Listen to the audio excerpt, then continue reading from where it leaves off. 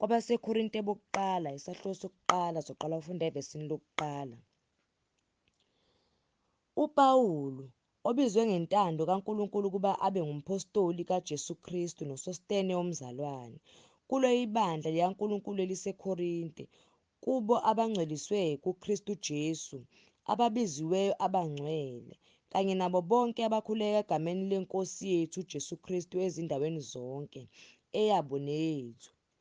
Makube kini umusa nokuthula okuvela uNkulunkulu uBaba wethu naseNkosini uJesu Kristu.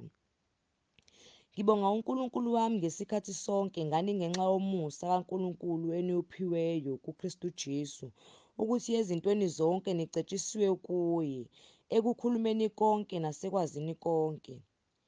Njengalokho ubufakazi ngoKristu baqiniswa kini, ukuze ningasilwa nasinye isiphiwo somusa, nisahlalele ukwambulwa kweNkosi yethu uJesu Kristu.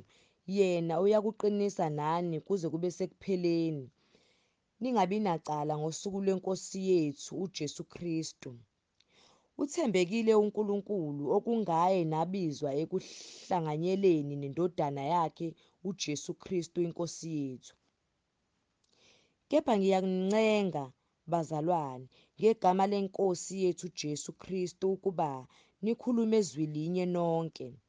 Kungabikho ukwahlukana phakathi kwenu, kodwa nipheleliswe emqondweni munye nasekuboneni kunye.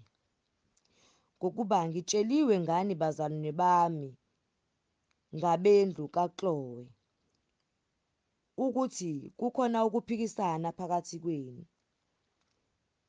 Ngisho lokhu ukuthi yilowo nalowo kini uthi, mina ngingowaPawula, mina ngingowa-Apholo, mina ngingowaKhefase, mina ngingowaKristu. UKristu wahlukanisiwe yini? UPawulu wabethelwa esiphambanweni ngenxa yenu na? Nabhaphathizwa egameni likaPawulu na? Ngibonga uNkulunkulu ngokuba ngingabhaphathizanga muntu kini kuphela, oKrispu noGayo. Funa kube khona othi ngabhaphathizwa egameni lami, kodwa ngabhaphathizwa ngabendlu kaStefane.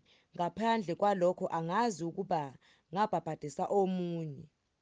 Ngokuba uKristu kangithumanga ukuba ngibhaphathise, kepha ukuba ngishumayele ivangeli, kungabi ngokuhlakanipha kwamazwi. Funa isiphambano sikaKristu senziwe ize.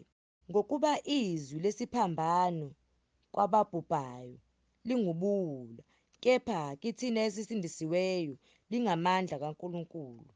Ngokuba kulotshiwe ukuthi, ngiyakuchitha ukuhlakanipha kwabahlakaniphileyo nokuqonda kwabaqondileyo ngikwenze ize. Siphi isazi na? Uphi umbhali na?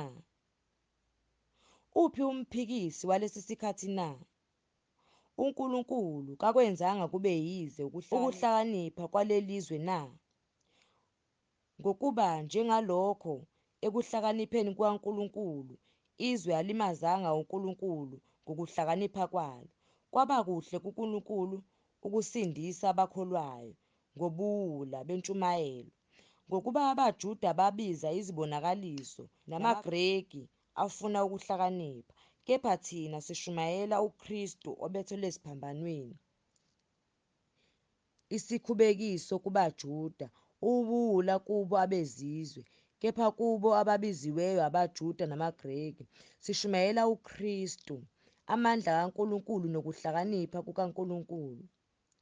Ngokuba ubuwula bukaNkulunkulu buhlakaniphile kunabantu, nobuthakathaka bukaNkulunkulu bunamandla kunabantu. Ngokuba bhekani ukubizwa kwenu, bazalwane. Kababaningi abahlakaniphileyo ngokwenyama, kababaningi abanamandla, kababaningi abayizikhulu, kodwa izinto zobuwula zezwe uNkulunkulu uzikhethile ukuba ajabhise abahlakaniphileyo, nezinto ezibuthakathaka zezwe uNkulunkulu uzikhethile ukuba ajabhise izinto ezinamandla, nezinto eziphansi zezwe, nezinto ezidelelwayo uNkulunkulu wazikhetha nezinto ezingekho ukuba achithe ezikhono ukuze kungabikho inyama ezibongayo phambi kwaNkulunkulu, kepha ngaye nekuJesu Kristu owenzelwe thina ukuhlakanipha okuvela kuNkulunkulu nokulunga kanye nokungcweliswa nokuhlengwa, ukuze kuthi njengokulotshiweyo, ozibongayo akazibonge eNkosini.